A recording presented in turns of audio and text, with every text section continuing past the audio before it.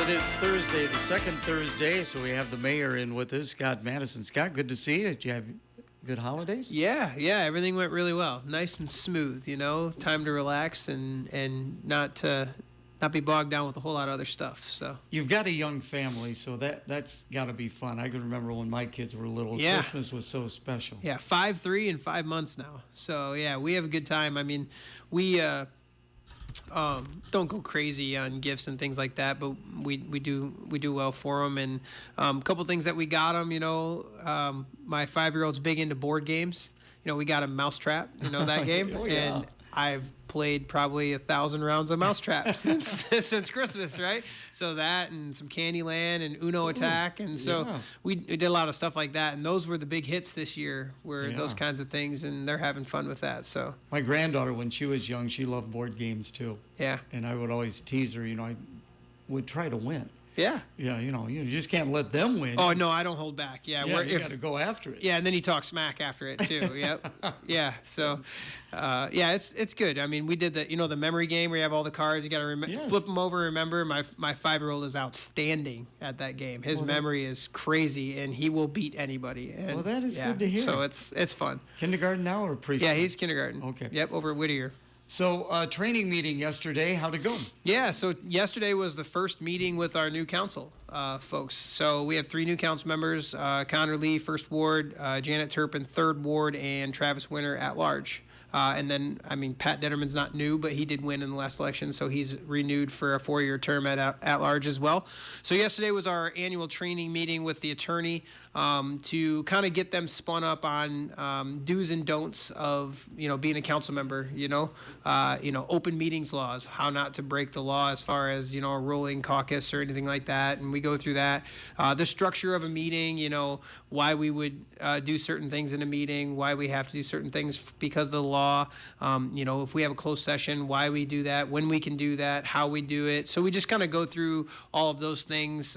They get a council manual that has like the code of ethics, I guess you'd say, and things like that. So opportunity for them to ask questions and kind of get things started and get them spun up as we get into everything. Like an orientation, and I could see where it'd be very valuable for these people. Yeah, it is. And there's another piece to it, too, with the open meetings law. The Iowa legislature passed that all new elected officials have to complete a certified training within 90 days of taking office through the state. And there's a lot of different avenues you can do that. So we went over that stuff yesterday, but they still got to do that 3-hour training as well. Because open meetings laws and transparency and things like that's extremely important to being an elected official, right?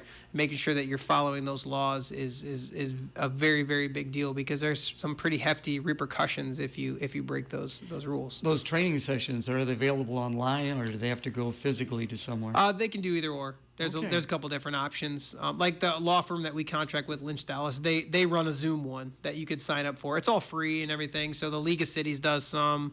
They can do it online on their own. I think Janet already completed hers, but the other 2 got to jump online and do theirs. So they got time. Like I said, they have 90 days, but it's a good thing because that's a big piece, and it's kind of complicated and it was hard to learn. As far as the nuances of that, but once you get it down, it's a lot easier. So 3 new members, Pat reelected. Is that kind of a big turnover for the council, Scott? Yeah, I think so. So the last time we had that big of a turnover would have been in 2019 when I was elected. We had 3 new council members come in that year and a new mayor. So we haven't seen that much turnover since then. There's not a lot of elections in between there, but there's been a couple resignations and appointments and things like that. But yeah, really, if you think about it, a majority is 4 of a 7-person council. So when you have 3 new bodies come in, that could completely shift the focus or direction of a council, right? Because a majority, wins on most everything unless there needs a supermajority. So yeah, it is a big deal going forward. So. And Bill Schemmer is no longer on the council. Greg Oberon is going to be taking his role on City Watch. So it's great to Bill reached out to us to have this program, and I think it's a great program. Yeah. I think he's done over 100 of them or something like that. I'm sure, yeah. I've been featured a couple times. I know it's a you good have one. been. Yeah. I know, and so it's great that that's going to continue with Greg Oberon. Yeah, I think it's great too. It's a good program. It's very informative. I think Bill did a wonderful job. The issues that were down at City Hall as far as anything goes, right? Finding the right person and having him on the program to explain what's going on, and it's little things all the way up to, major things that he's had on there. I really like kind of his intuitive, like detective type focus, and then the things like bringing in, even one day we were there and the PD was in there and they were explaining they have that trailer hidden in plain sight, where, looking for kids, like if they have drug paraphernalia and what it looks like and things like that, they have that kind of stuff. So even little informative things like that is really cool, and it is a good program. I'm surprised Bill's not still doing it. I said that to him, and he felt like it would be more appropriate if someone that was, he said, in the know, I guess, would keep doing it. But hopefully he'll be featured on it. And I would think they'll so. bring him back, and There he can talk about some topics. Well, so. if anybody is involved in the community, is Greg Oberon. Yeah. And I mean, he's got his hands in just about everything out there, so he'll do a good job. I'm waiting to see what his intro and his ending and his radio voice is going to be, because Bill had that certain way that he did the program, how he started and finished. So we'll see what Greg does. And we have to redo the promo since it's not Bill Schemmers anymore. Yeah. Okay. Yeah. So you had a budget, or you've got a budget meeting coming up. Yeah. So next Thursday, the 15th, we'll start the pre-budget process, right? Basically, in the pre-budget process, it's basically going to be state-oriented stuff. We're going to talk about what the rollback is. We're going to talk about what our valuation is. We're going to talk about those types of things.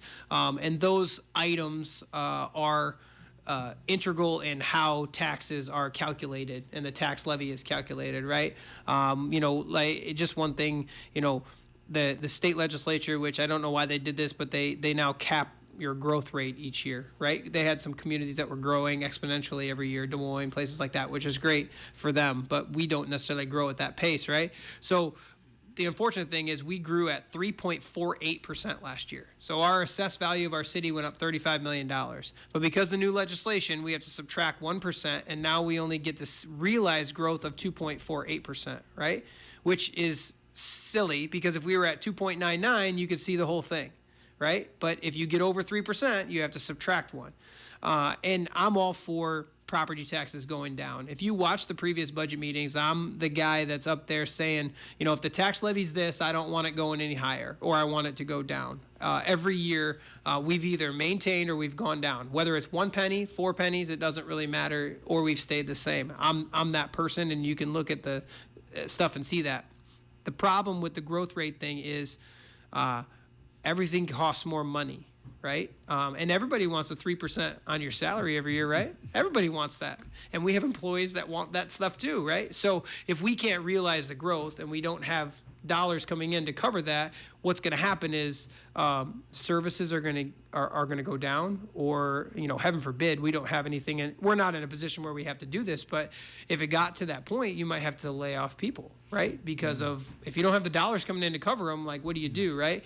And again, I'm not saying we're laying people off, we're not in that position, but these things that are happening out at the state level are kind of tying our hands on certain things. And I'd love to, I've been vocal about this, I'd love to hire more police officers. I'd like to have, maybe 4, 8 more police officers in a perfect world out on the streets, right? I feel like, in my opinion, that's important to our community, is safety, right? Can we do that? No, we don't have the dollars to do that. We've got 49 sworn officers, and we're doing well, but it'd be wonderful to have more, right? And when we can't realize our growth and we can't see things, then those visions of that doesn't necessarily give us the opportunity to happen. Who's all involved in the pre-budget meeting? Is it primarily the council, or who's all involved? Yeah, it'll be the council, myself, city administrator, finance director, and then department heads. And you were telling me we've got a new finance director. Yeah, we do.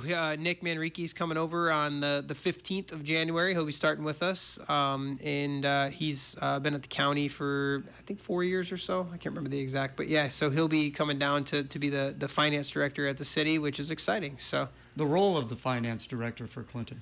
Yeah, so they supervise about 6 people.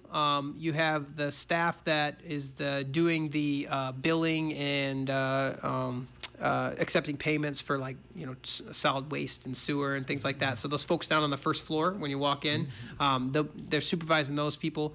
Obviously, the finance director is the guru on the budget. They're the ones that monitor the budget. They work with the department heads to ensure, if your budget is $2 million and you're halfway through the year and you've already spent $2 million, what are we doing, right? So they're going to be monitoring that kind of thing, keeping everybody on track. And then also they lead the finance committee. So they're that facilitator that is the budget knowledge or the budget direction for the council members as well. That's where you turn to when you have finance questions and things like that. So there's a lot of responsibility in the finance director. And then they also work hand in hand with the city administrator, obviously, because he's ultimately charged with administering the budget and doing all those things. But that finance director is a huge piece of that. So. More with Scott Maddasion on FYI, our weather update brought to you by the Clinton Midas.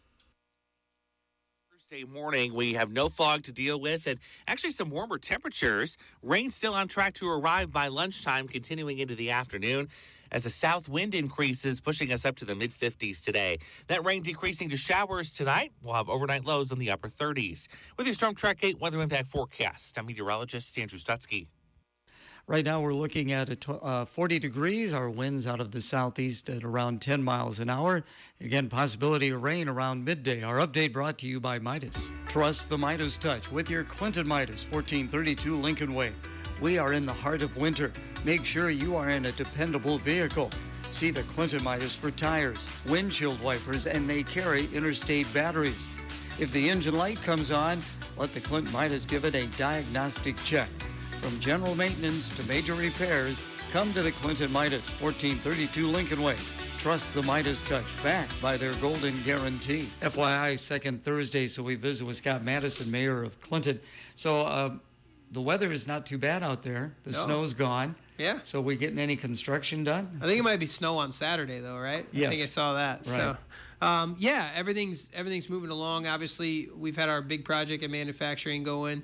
In February, you're going to see that second bridge start. So that road's going to get closed again coming up in February. I don't remember the date of the start, but they're going to fully replace that other bridge. It'll look like the other one. If you've driven across that, it's nice and wide, and you can walk on each side now. You don't have people walking down the road to get across the bridge. So that's exciting. So I think that, as far as the manufacturing side, is a catalyst to finish it, right? You got to get that bridge done. Once that bridge is done, it'll take most of this year to get it done. But once that bridge is done, now you just start knocking out the rest of that all the way up to college, right? And then hopefully we can get that corridor by the end of the year opened. I can't promise that, but I'm hoping that's what's going to happen. And then, we've got a lot of other road projects. We're going to also, since we're talking about budget too, the future road projects will be talked about during the budget session as well, and funding for those, and what level we're going to fund and how much we're going to do. So you're going to see, if you watch the budget meetings, you'll see that stuff too as we're going through that and determining, what's the next projects that we're working on. 2nd Avenue South is moving along. I know that's a tough one from Bluff down to 3rd Street there, right? So they're working on that. I was giving one of the engineers a hard time yesterday about that, and he's like, it's moving along. So that'll be a good one, because that's a busy road. 2nd Avenue South, like just where the location is of it. So we need to get that one shored up and finished too, because that'll be a huge weight off some people's back as they're commuting around the city from there. So.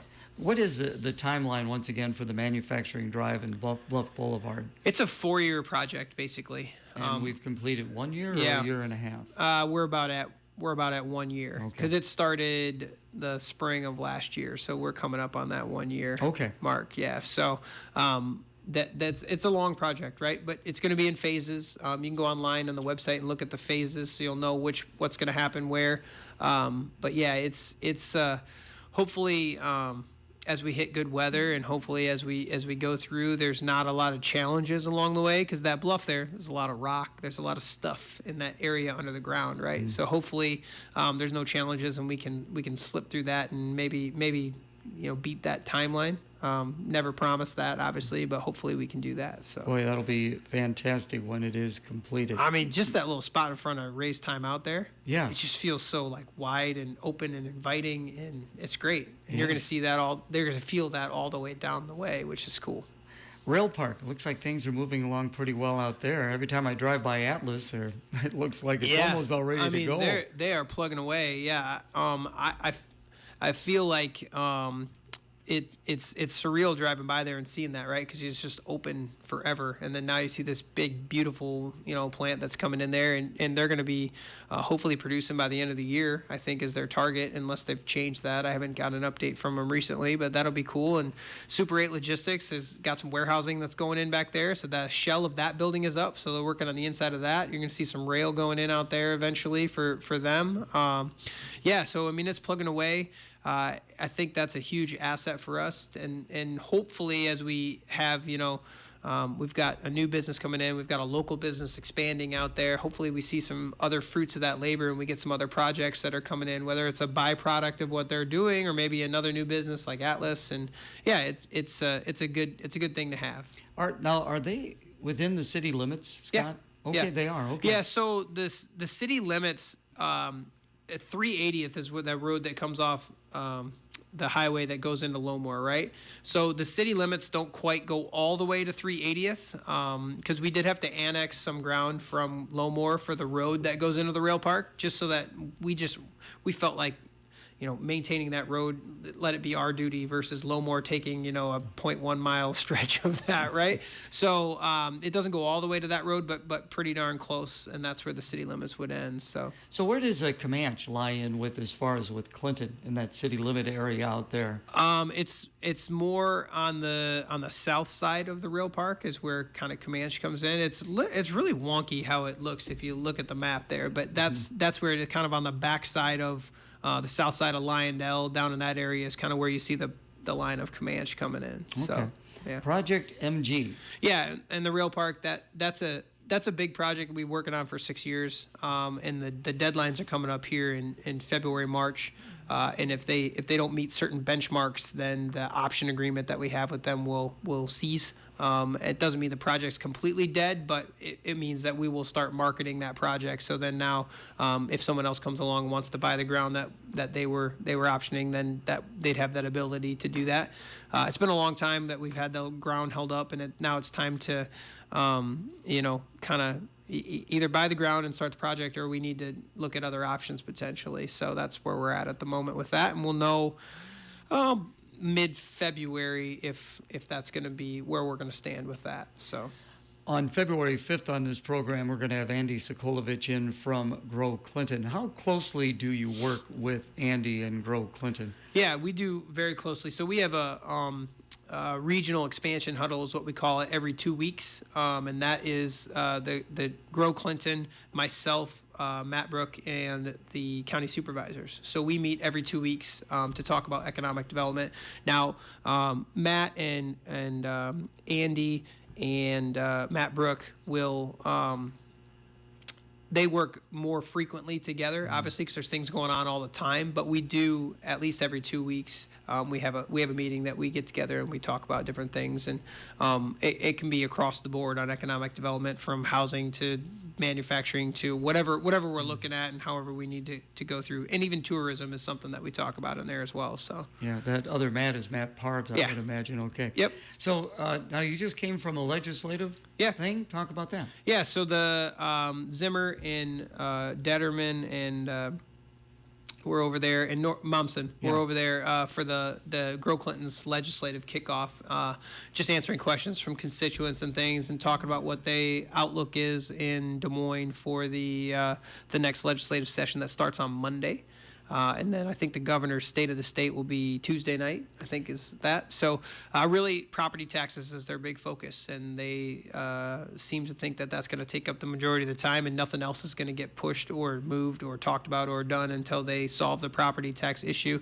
I think one of the comments was the House has a plan, the Senate has a plan, and the governor has a plan, and they're going to have to try to come together to make a plan. And I mean, everybody wants lower property taxes, including me. Everybody does, right?